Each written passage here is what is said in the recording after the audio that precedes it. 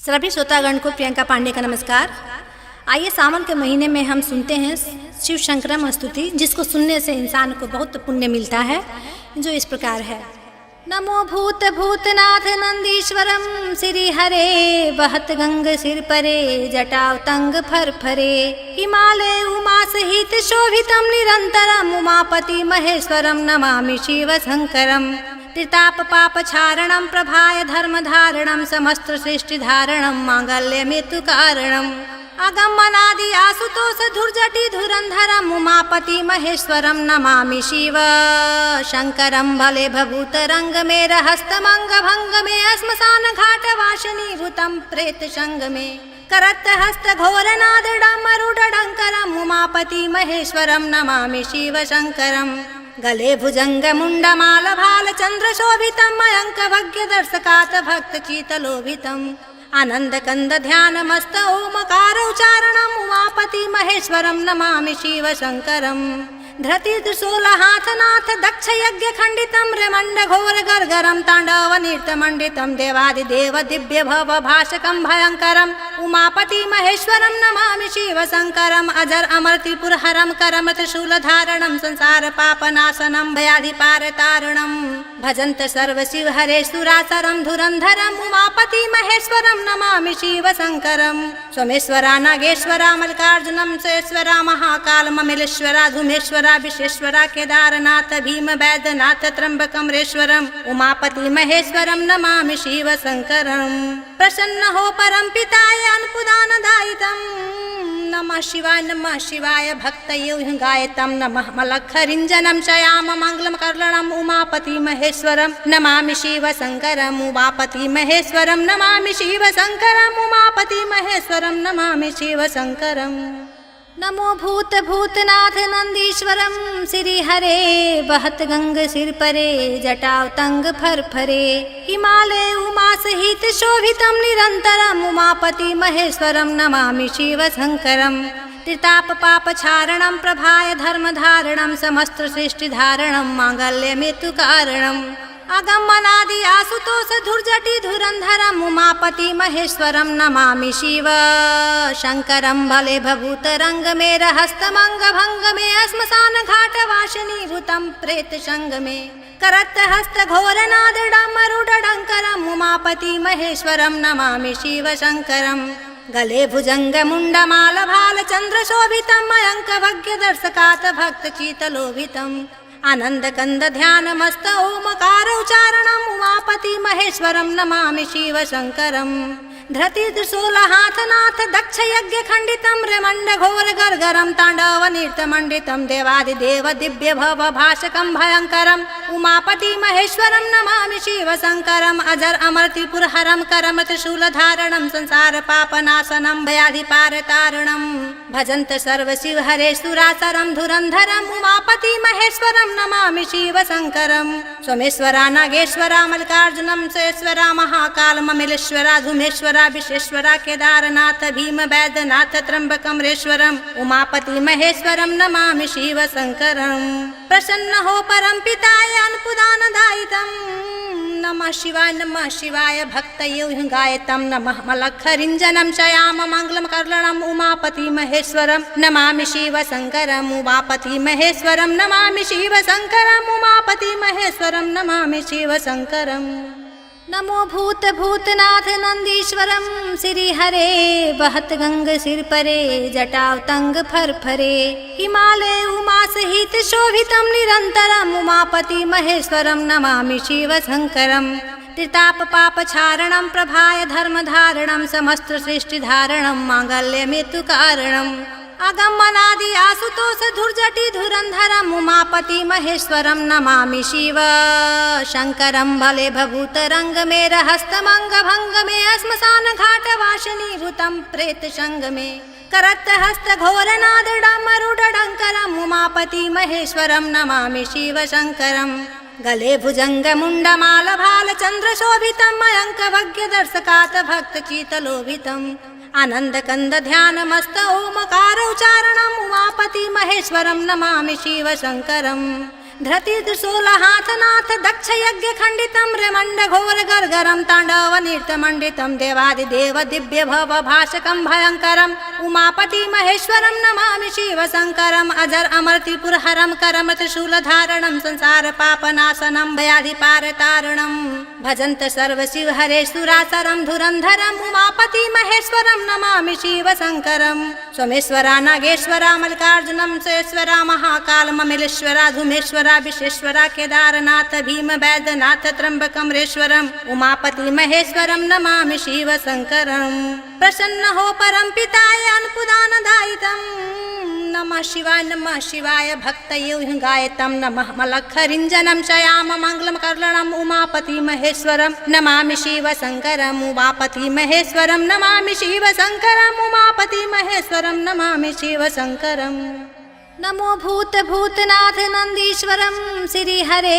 बहत गंग सिर परे जटाव तंग फर फरे हिमालय उमा सहित शोभितं निरंतरम उमापति महेश्वरम नमामि शिव शंकरम त्रिताप पाप क्षारणं प्रभाय धर्म धारणं समस्त सृष्टि धारणं मांगल्य मृत्यु कारणम् अगमनादि आसुतोष धुर्जटि धुरंधरम् उमापति महेश्वरं नमामि शिव शंकरं भले भभूत रंग में रहस्तमंग भंग में श्मशान घाट वासिनी भूतं प्रेत संग में करत हस्त घोर नाद डमरुड डंकरम् उमापति महेश्वरं नमामि शिव शंकरम् गले भुजंग मुंड माल भाल चंद्र शोभितं मयंक भग्य दर्शकात भक्त चीतलोभितम् आनंद कंद ध्यान मस्त ओमकार उच्चारणम् उमापति महेश्वरं नमामि शिव शंकरम् धृति त्रिशूलहाथनाथ दक्ष यज्ञ खंडितं रेमंड घोर गर्गरं तांडव नृत्य मंडितं देवादिदेव दिव्य भव भाषकं भयंकरम् उमापति महेश्वरं नमामि शिव शंकरम् अजर अमर त्रिपुर हरं करम त्रिशूलधारणं संसार पापनाशनं भयाधिपारतारणं भजन्त सर्व शिव हरे सुरासरं धुरंधरम् उमापति महेश्वरं नमामि शिव शंकरम् सोमेश्वरा नागेश्वरा मल्लिकार्जुनं सेश्वरा महाकाल ममिलेश्वरा धूमेश्वरा विश्वेश्वरा केदारनाथ भीम वैद्यनाथ त्र्यंबकमरेश्वरम् उमापति महेश्वरं नमामि शिव शंकरम् प्रसन्न हो परम पिताय अनुपुदानदायितं नमः शिवाय भक्तये गायतं नमः मलखरिञ्जनं शयाम मंगलम कर्णम उमापति महेश्वरं नमामि शिव शंकरम् उमापति महेश्वरं नमामि शिव शंकरम् उमापति महेश्वरं नमामि शिव शंकरम् नमो भूत भूतनाथ नंदीश्वरम श्री हरे बहत गंग सिर परे जटाव तंग फर फरे हिमालय उमा सहित शोभितं निरंतरम् उमापति महेश्वरं नमामि शिव शंकरम् त्रिताप पाप क्षारणं प्रभाय धर्म धारणं समस्त सृष्टि धारणं मांगल्य मृत्यु कारणम् अगमनादि आसुतोष धुर्जटि धुरंधरम् उमापति महेश्वरं नमामि शिव शंकरं भले भभूत रंग में रहस्तमंग भंग में श्मशान घाट वासिनी भूतं प्रेत संग में करत हस्त घोर नाद डमरुड डंकरम् उमापति महेश्वरं नमामि शिव शंकरम् गले भुजंग मुंड माल भाल चंद्र शोभितं मयंक भग्य दर्शकात भक्त चीतलोभितम् आनंद कंद ध्यान मस्त ओमकार उच्चारणम् उमापति महेश्वरं नमामि शिव शंकरम्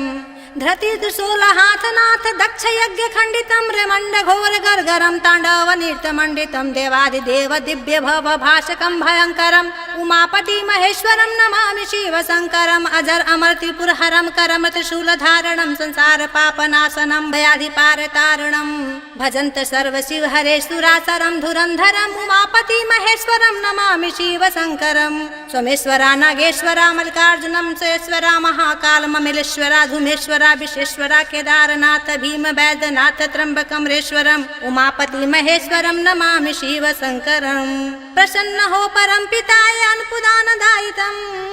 नमः शिवाय भक्तये गायतं नमः मलखरिञ्जनं शयाम मंगलम कर्णम उमापति महेश्वरं नमामि शिव शंकरम् उमापति महेश्वरं नमामि शिव शंकरम् उमापति महेश्वरं नमामि शिव शंकरम् नमो भूत भूतनाथ नंदीश्वरम श्री हरे बहत गंग सिर परे जटाव तंग फर फरे हिमालय उमा सहित शोभितं निरंतरम् उमापति महेश्वरं नमामि शिव शंकरम् त्रिताप पाप क्षारणं प्रभाय धर्म धारणं समस्त सृष्टि धारणं मांगल्य मृत्यु कारणम् अगमनादि आसुतोष धुर्जटि धुरंधरम् उमापति महेश्वरं नमामि शिव शंकरं भले भभूतरंग में रहस्तमंग भंग में श्मशान घाट वासनीभूतं प्रेत संग में करत हस्त घोर नाद डमरुडंकरम् उमापति महेश्वरं नमामि शिव शंकरम् गले भुजंग मुंड माल भाल चंद्र शोभितम् मयंक भग्य दर्शकात भक्त चीतलोभितम् आनंद कंद ध्यान मस्त ओमकार उच्चारणम् उमापति महेश्वरं नमामि शिव शंकरम् धृति त्रिशूल हाथ नाथ दक्ष यज्ञ खंडितं रेमंड घोर गर्गरं तांडव नृत्य मंडितं देवादिदेव दिव्य भव भाषकं भयंकरम् उमापति महेश्वरं नमामि शिव शंकरम् अजर अमर त्रिपुर हरं करम त्रिशूल धारणं संसार पापनाशनं भयाधिपार तारणम्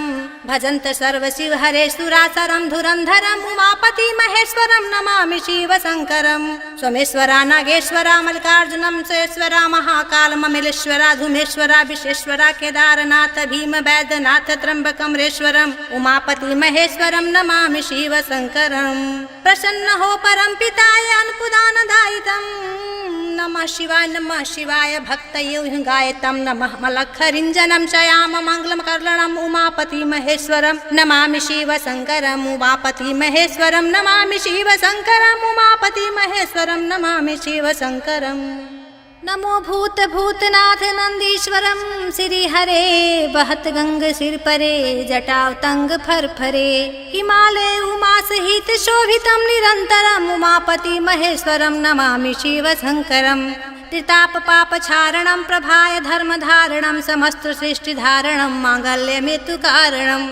अगमनादि आसुतोष धुर्जटि धुरंधरम् उमापति महेश्वरं नमामि शिव शंकरं भले भभूतरंग में रहस्तमंग भंग में श्मशान घाट वासनीभूतं प्रेत संग में करत हस्त घोर नाद डमरुडंकरम् उमापति महेश्वरं नमामि शिव शंकरम् गले भुजंग मुंड माल भाल चंद्र शोभितं मयंक भग्य दर्शकात भक्त चीतलोभितम् आनंद कंद ध्यान मस्त ओमकार उच्चारणम् उमापति महेश्वरं नमामि शिव शंकरम् धृति त्रिशूल हाथ नाथ दक्ष यज्ञ खंडितं रेमंड घोर गर्गरं तांडव नृत्य मंडितं देवादिदेव दिव्य भव भाषकं भयंकरम् उमापति महेश्वरं नमामि शिव शंकरम् अजर अमर त्रिपुर हरं करम त्रिशूल धारणं संसार पापनाशनं भयाधिपार तारणम् भजन्त सर्व शिव हरे सुरासरं धुरंधरम् उमापति महेश्वरं नमामि शिव शंकरम् सोमेश्वरा नागेश्वरा मल्लिकार्जुनं सुरेश्वरा महाकाल ममिलेश्वरा धूमेश्वरा विश्वेश्वरा केदारनाथ भीम वैद्यनाथ त्र्यंबकमरेश्वरम् उमापति महेश्वरं नमामि शिव शंकरम् प्रसन्न हो परम पिताय अनुपुदानदायितं नमः शिवाय भक्तये गायतं नमः मलखरिञ्जनं शयाम मंगलम कर्लणम् उमापति महेश्वरं नमामि शिव शंकरम् उमापति महेश्वरं नमामि शिव शंकरम् उमापति महेश्वरं नमामि शिव शंकरम् नमो भूत भूतनाथ नंदीश्वरम श्री हरे बहत गंग सिर परे जटावतंग फर फरे हिमालय उमा सहित शोभितं निरंतरम् उमापति महेश्वरं नमामि शिव शंकरम् त्रिताप पाप क्षारणं प्रभाय धर्म धारणं समस्त सृष्टि धारणं मांगल्य मृत्यु कारणम् अगमनादि आसुतोष धुर्जटि धुरंधरम् उमापति महेश्वरं नमामि शिव शंकरं भले भभूतरंग में रहस्तमंग भंग में श्मशान घाट वासनीभूतं प्रेत संग में करत हस्त घोर नाद डमरुडंकरम् उमापति महेश्वरं नमामि शिव शंकरम् गले भुजंग मुंड माल भाल चंद्र शोभितं मयंक भग्य दर्शकात भक्त चीतलोभितम् आनंद कंद ध्यान मस्त ओमकार उच्चारणम् उमापति महेश्वरं नमामि शिव शंकरम् धृति त्रिशूल हाथ नाथ दक्ष यज्ञ खंडितं रेमंड घोर गर्गरं तांडव नृत्य मंडितं देवादिदेव दिव्य भव भाषकं भयंकरम् उमापति महेश्वरं नमामि शिव शंकरम् अजर अमर त्रिपुर हरं करम त्रिशूल धारणं संसार पापनाशनं भयाधिपार तारणम् भजन्त सर्व शिव हरे सुरासरं धुरंधरम् उमापति महेश्वरं नमामि शिव शंकरम् सोमेश्वरा नागेश्वरा मल्लिकार्जुनं सुरेश्वरा महाकाल ममिलेश्वरा धूमेश्वरा महेश्वरा विश्वेश्वरा केदारनाथ भीम वैद्यनाथ त्र्यंबकमरेश्वरम उमापति महेश्वरम नमामि शिव शंकरम। प्रसन्न हो परम पिताय अनुपुदानदायितम नमः शिवाय भक्तये गायतम नमः मलखरिंजनम शयाम मंगलम करलणम उमापति महेश्वरम नमामि शिव शंकरम उमापति महेश्वरम नमामि शिव शंकरम उमापति महेश्वरम नमामि शिव शंकरम। नमो भूत भूतनाथ नंदीश्वरम श्री हरे बहत गंग सिर परे जटाव तंग फर फरे हिमालय उमा सहित शोभितम निरंतरम उमापति महेश्वरम नमामि शिव शंकरम। त्रिताप पाप क्षारणम प्रभाय धर्म धारणम समस्त सृष्टि धारणम मांगल्य मृत्यु कारणम अगमनादि आसुतोष धुर्जटि धुरंधरम उमापति महेश्वरम नमामि शिव शंकरम। भले भभूत रंग में रहस्तमंग भंग में श्मशान घाट वासिनी भूतम प्रेत संग में करत हस्त घोर नाद डमरुड डंकरम उमापति महेश्वरम नमामि शिव शंकरम। गले भुजंग मुंड माल भाल चंद्र शोभितम मयंक भग्य दर्शकात भक्त चीतलोभितम आनंद कंद ध्यान मस्त ओमकार उच्चारणम उमापति महेश्वरम नमामि शिव शंकरम।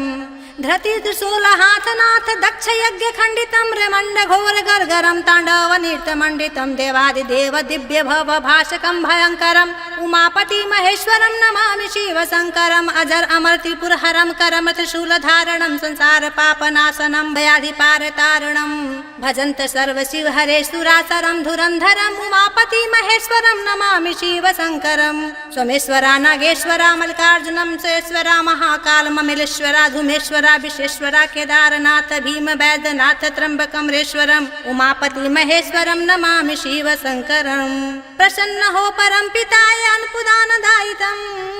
नमः शिवाय भक्तये गायतम नमः मलखरिंजनम शयाम मंगलम करलणम उमापति महेश्वरम नमामि शिव शंकरम उमापति महेश्वरम नमामि शिव शंकरम उमापति महेश्वरम नमामि शिव शंकरम।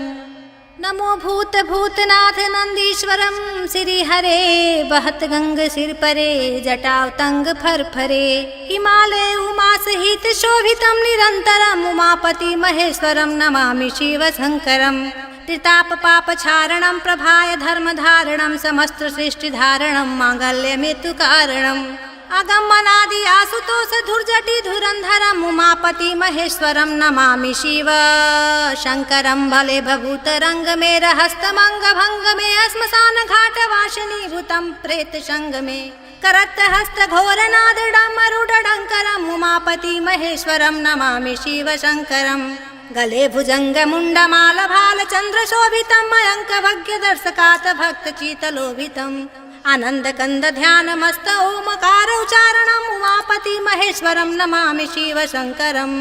धृति त्रिशूल हाथ नाथ दक्ष यज्ञ खंडितम रेमंड घोर गर्गरम तांडव नृत्य मंडितम देवादिदेव दिव्य भव भाषकम भयंकरम उमापति महेश्वरम नमामि शिव शंकरम। अजर अमर त्रिपुर हरम करम त्रिशूल धारणम संसार पापनाशनम भयाधि पार तारणम भजंत सर्व शिव हरे सुरासरम धुरंधरम उमापति महेश्वरम नमामि शिव शंकरम। सोमेश्वरा नागेश्वरा मल्लिकार्जुनम सुरेश्वरा महाकाल ममिलेश्वरा धूमेश्वरा विश्वेश्वरा केदारनाथ भीम वैद्यनाथ त्र्यंबकमरेश्वरम उमापति महेश्वरम नमामि शिव शंकरम। प्रसन्न हो परम पिताय अनुपुदानदायितम नमः शिवाय भक्तये गायतम नमः मलखरिंजनम शयाम मंगलम करलणम उमापति महेश्वरम नमामि शिव शंकरम उमापति महेश्वरम नमामि शिव शंकरम उमापति महेश्वरम नमामि शिव शंकरम। नमो भूत भूतनाथ नंदीश्वरम श्री हरे बहत गंग सिर परे जटाव तंग फर फरे हिमालय उमा सहित शोभितम निरंतरम उमापति महेश्वरम नमामि शिव शंकरम। त्रिताप पाप क्षारणम प्रभाय धर्म धारणम समस्त सृष्टि धारणम मांगल्य मृत्यु कारणम अगमनादि आसुतोष धुर्जटि धुरंधरम उमापति महेश्वरम नमामि शिव शंकरम। भले भभूत रंग में रहस्तमंग भंग में श्मशान घाट वासिनी भूतम प्रेत संग में करत हस्त घोर नाद डमरुड डंकरम उमापति महेश्वरम नमामि शिव शंकरम। गले भुजङ्गमुण्डमालभालचन्द्रशोभितं मयङ्कभग्यदर्शकात् भक्तचित्तलोभितम् आनन्दकन्दध्यानमस्त ओमकार उच्चारणम् उमापति महेश्वरं नमामि शिवशङ्करम् धृतित्रिशूलहाथनाथ दक्षयज्ञखण्डितं रेमण्डघोरगर्गरं ताण्डवनृत्यमण्डितं देवादिदेव दिव्यभवभाषकं भयङ्करम् उमापति महेश्वरं नमामि शिवशङ्करम् अजर अमर त्रिपुरहरं करम त्रिशूलधारणं संसारपापनाशनं भयाधिपारतारणं भजन्त सर्वशिवहरेश्वरासरं धुरन्धरम् उमापति महेश्वरं नमामि शिवशङ्करम् सोमेश्वरा नागेश्वरा मल्लिकार्जुनं सुरेश्वरा महाकालममिलेश्वरा धूमेश्वरा विश्वेश्वरा केदारनाथ भीम वैद्यनाथ त्र्यम्बकमरेश्वरम् उमापति महेश्वरं नमामि शिवशङ्करम् प्रसन्न हो परम पिताय अन्नप्रदानदायितं नमः शिवाय भक्तये गायतं नमः मलखरिञ्जनं शयाम मङ्गलमकर्णम् उमापति महेश्वरं नमामि शिवशङ्करम् उमापति महेश्वरं नमामि शिवशङ्करम् उमापति महेश्वरं नमामि शिवशङ्करम्।